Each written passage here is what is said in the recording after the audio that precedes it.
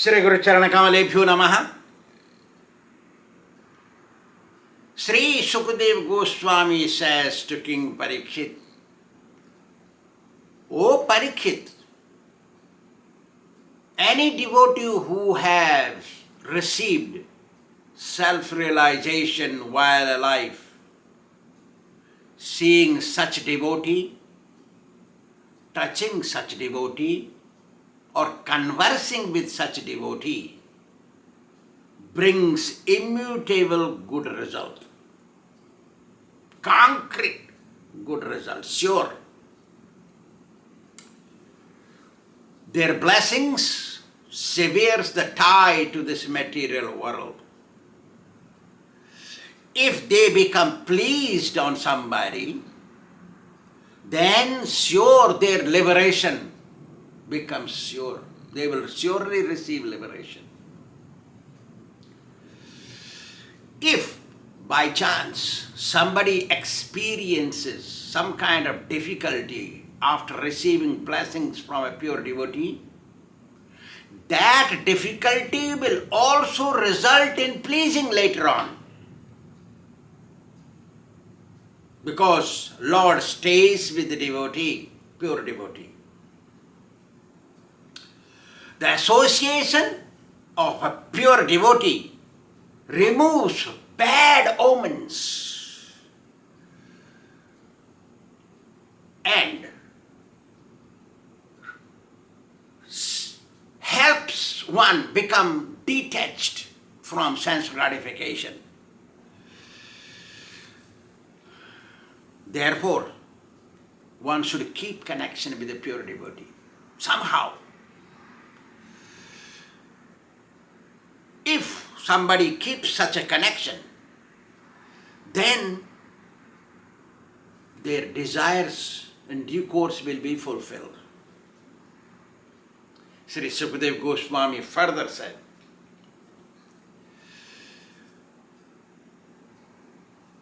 Angira Muni, one of the 7 sages born out of Lord Brahma's mind, arranged a fire sacrifice in which Angira Muni told the king Chitraketu to bring his first queen to sit on the fire sacrifice. Angira Muni, king did that. King and queen both sat on the fire sacrifice. Angira Muni performed a fire sacrifice called Tvashta fire sacrifice. Means that fire sacrifice was meant to please Tvashta demigod, who rewards sun. In this, when oblations are thrown, the Tvashta mantras are chanted. After oblations, then there was a charu. Tvashta charu is made.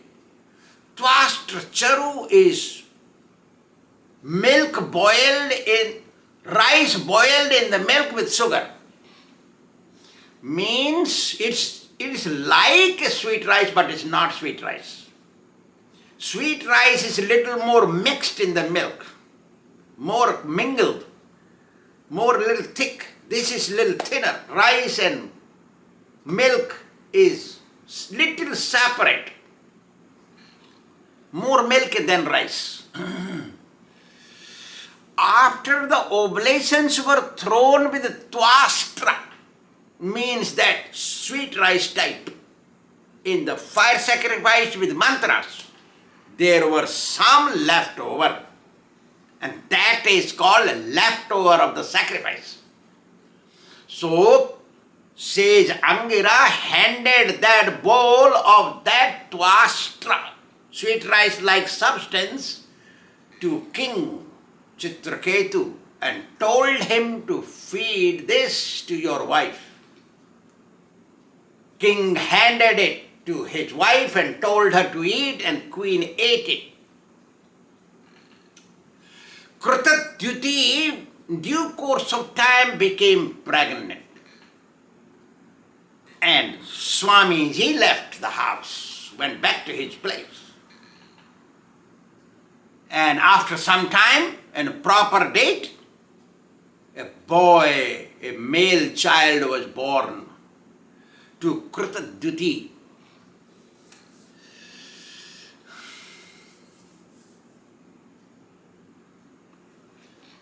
Everybody was happy.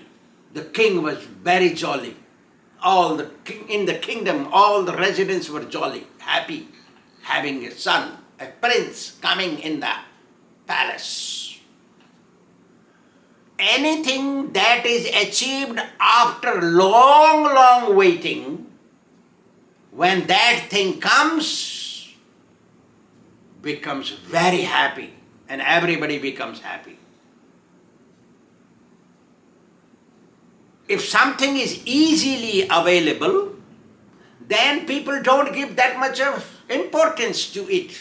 That is the nature of everyone in this world. For example, the stones, the pebbles, the mud lumps are everywhere found, easily found. That's why they give no importance. Because gold or silver is found is very difficult, very rare. That's why they give values to them. But this is nothing more than a mud, but because it's not easily available, that's why finding this gold, they feel very lucky and become very pleased. For another example, the poor people, they get children in their homes. But because they get children, they don't care. Children are born, no problem. Because they easily take birth. But in the king's palace, if the child is born after a long time, then you know what is their situation. There is no limit for their happiness. It is like a poor person receives a lot of money after expecting it for a long time. After suffering for a long time, if the poor person receives a lot of wealth, what happens to him? He is so jolly and becomes very attached to that wealth. Similarly, after receiving a child since long wait, King Chitraketu became very attached to that child. He became so attached to the child because he could not even wait a day without seeing that child. So every day, practically at least once or twice, the king would go to certain Kṛṣṇa's palace to see the child. So because he was going there, the other queens, because he has so many thousands of queens, they saw. Once in a while they have to see. Oh, God. Our king goes there only, he forgot us, he don't even come here. He goes so many times in that palace just to see the child. Child is our bad luck, they thought. They already did not have any child, therefore they were all in anxiety, problem. Their mind was no good. And now king gave up not going there. He gave up them, don't look at them. And he only goes to Kṛṣṇa's house. And he also became attached to that woman because of the child. So, all other queens became envious. And because the king would not even look at them, their fire of envy increased to limitless. They became very envious and they planned. Their intelligence turned upside down, bad, reverse. They thought of poisoning the child. And thus one day they poisoned the child. When the child they poisoned, because one who is very envious, they become cruel, hard-hearted, have no feelings. And they don't care about consequences. Thus they gave poison.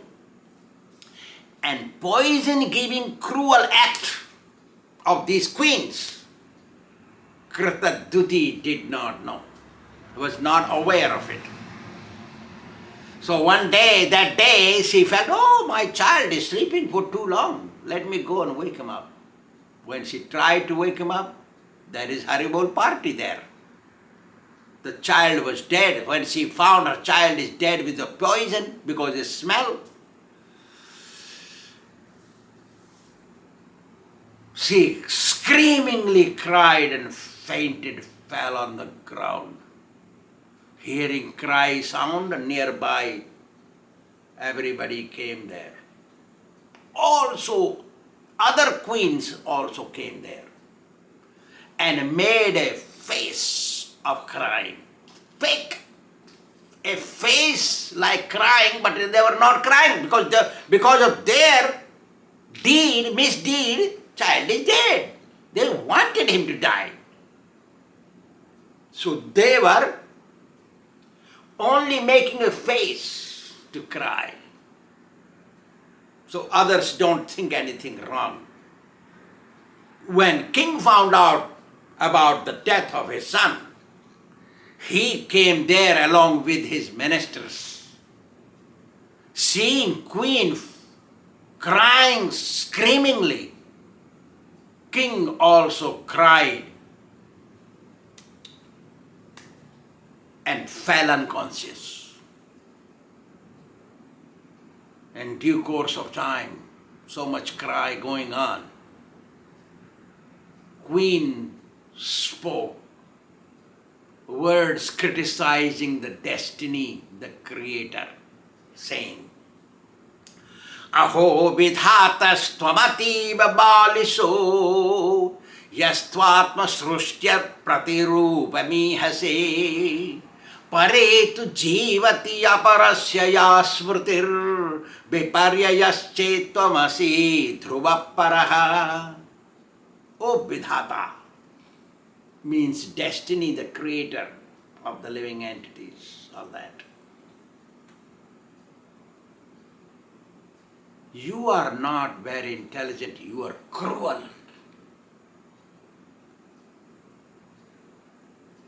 You created this creation and you are acting against the rule of creation. You don't know how to make rules.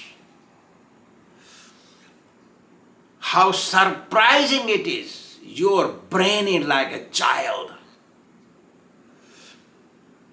In your so-called rule, the youngsters are dying before elders. Elders supposed to die before youngsters. How can son die before father? Don't you understand this? Don't you think this is reverse? Elders supposed to die before youngsters. If you do this, act reverse to the rule of creation, you will become permanent enemy of all, every being. If there are no proper rules to maintain this creation, and youngsters die before the elders, how can the creation increase? Creation has to increase because this is end of Satya Yuga, beginning of Treta Yuga.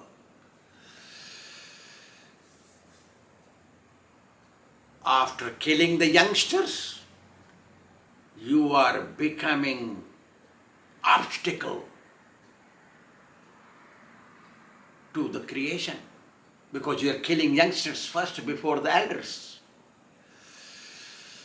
Then she criticized, then she spoke to her son, Said, "Oh son, please wake up. Your friends have come to, if they're calling you to play, please wake up. Why you're sleeping for so long?" Because they're gone little topsy-turvy in their brain because of so much of pain of their only son, born after a long time, dead. Then she condemned herself, saying that I'm so unfortunate that it is not written in my luck to hear the broken words of my son.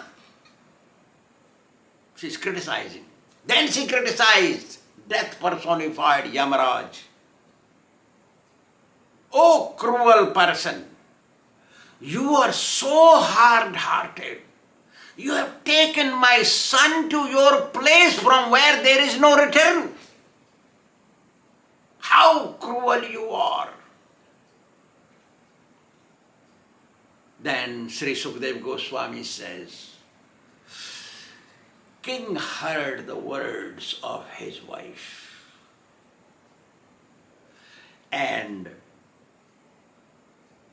he cried very loudly, screamingly cried. Previously he was crying quietly because he's a king emperor, so he cannot cry so openly. Now he screamed so badly. Because of him, everybody who was present, they also cried, the whole nation cried.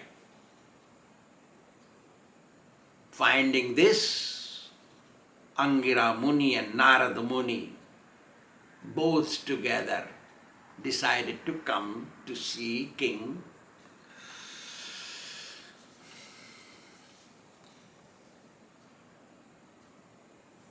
and to console him. King Chitraketu was a great devotee. Angira Muni, Narada Muni, everybody knew he was a great devotee.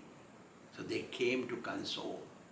Sometimes devotee goes through some tribulations. For that, great divine authorities are there to take care of him. Thank you very much.